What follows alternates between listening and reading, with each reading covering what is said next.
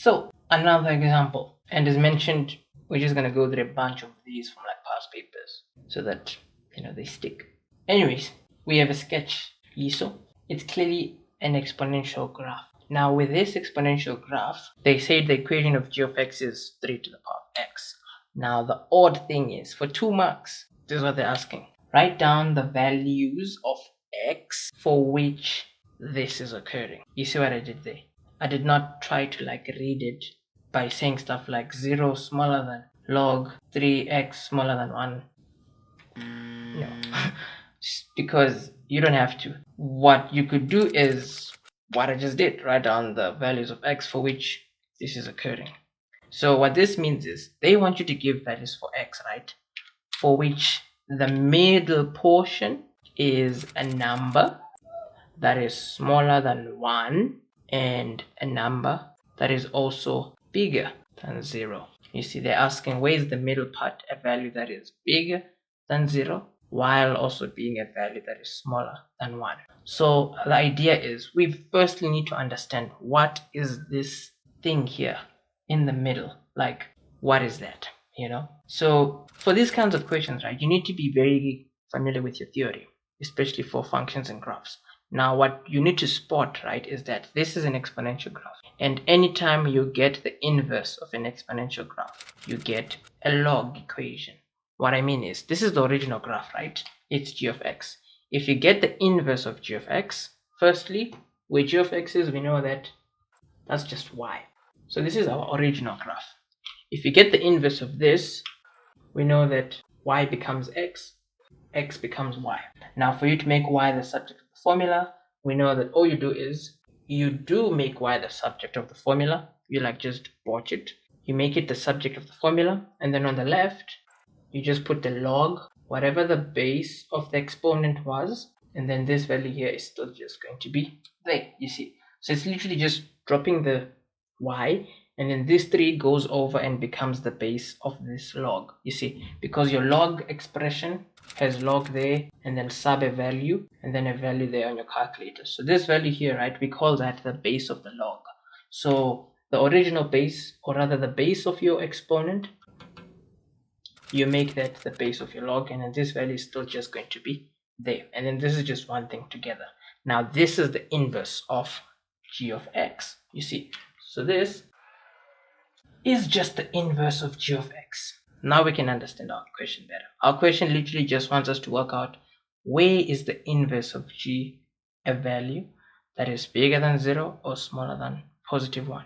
So before we can even dive into how you would answer that kind of a question, you need a sketch.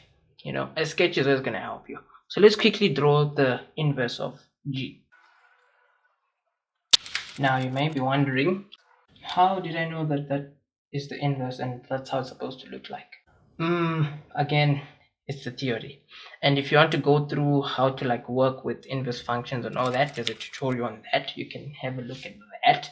So here we have our sketch, right, of the inverse of g, which is the graph we're working with. Now what you want to take note of is that this here basically represents y values of your graph, because I mean, look at how your equation is laid out anyways. Y is equal to this. So this question is basically asking you, write down the values of x for which the y values of this graph are y values that are bigger than 0 or y values that are smaller than 1. You see, it's just like translating 2 languages, Spanish to English, Afrikaans to Zulu, stuff like that. That's what we've done here. You see, this here is in the place of y. It's just representing y. You see, y is equal to this. So to answer this question, we need to ask ourselves, where is this graph bigger than 0? We can clearly see it's bigger than 0, or it has positive y values starting here, right, going all the way up. You see, so from this x value going all the way to positive infinity, we know that the graph has y values that are bigger than 0. We can see it, it's evident. However, we need to cap it off where your y values are smaller than 1. You see, so we have a boundary here. We need to show where is our graph above 0 and where is it below 1.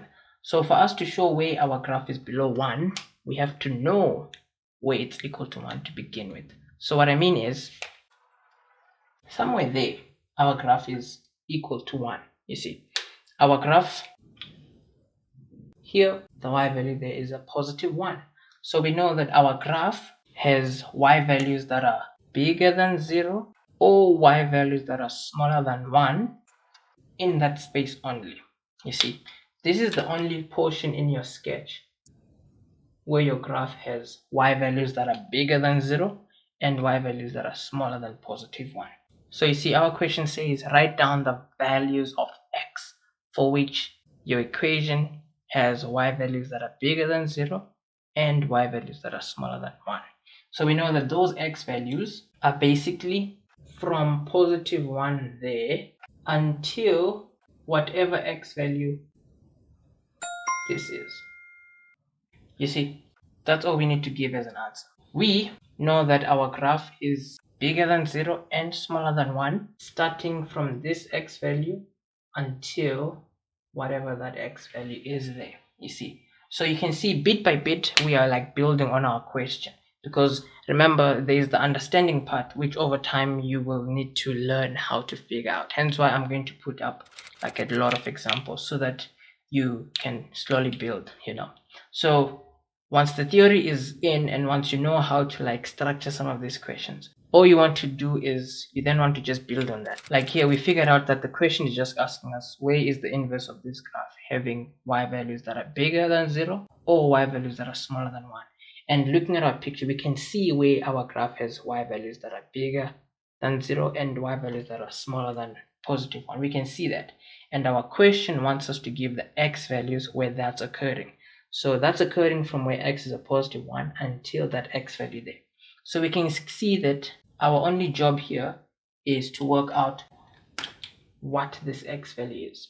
And you see, whatever this x value is, it is equal to the x value over there on our inverse function. So you can clearly see all we have to do is to find the x value of our inverse function where y is a positive 1. So in our inverse function equation, where y is, we're just going to drop there 1, and then here we need to solve for x. Now solving for x here, you can literally just reshuffle this, meaning you know that this is a base and you know that this is an exponent. So you just write this as your base, you just write this as your exponent, and then x is just on its own because these are interchangeable. You see, if this is an exponent and this is a base, you can just write your base here, your exponent, you isolate it. Or you can just take it back, have the exponent, have the base there, because I mean x is in the same spot anyways. So here, solving for x, we can see that x is just equal to 3. Oh, there we go. So yeah, that must have been hectic. But anyways, our final answer, we just need to say that for this to be happening, right, the x values where this expression is bigger than 0 or smaller than positive 1, that's occurring where our x values are bigger than 1. You see, our x values need to be bigger than 1, or our x values need to be smaller than 3. You see, between positive 1 and positive 3, that's the portion within our sketch where our inverse function for g has y values that are bigger than 0 or y values that are smaller than positive 1. You see, and that's all there is to it. You see, there are no extra lines here, so we don't have extra lines here as well. If there was a line here and a line there, then we would have a line there and a line there as well. But then remember, as we're going to be going through these examples, it's something is going to stick, you know, something has to budge. And again, that's why there are going to be so many examples. It's going to be one of those things where, yeah, it's like a mini compilation of inequalities, because yeah, this is some of the questions I get a lot, like, you know, yeah. So moving on to the next example.